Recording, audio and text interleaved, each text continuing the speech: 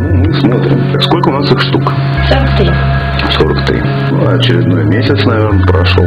Да, месяц и, наверное, недели 2. Больше месяца, наверное. Да. Так, что я вижу?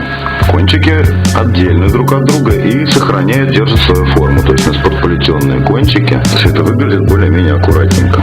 А вот подальше, то есть поближе к корням, где вот у каждого дреда есть свое основание, оно уже такое разлохмаченное, отросшее чуть-чуть и такая свободная достаточно область волос. Друг с другом базы не спутались за это время, да, то есть прошел месяц, и они у нас базы, то есть они все еще отдельно. Не видно, как это называется, расстояние между дредами, поэтому они не спутываются.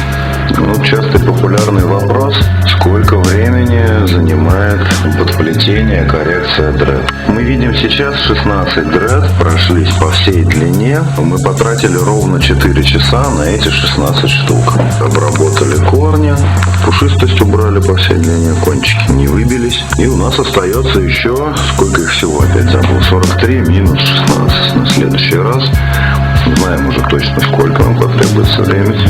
Все рассчитаем, все сделаем, будет баланс.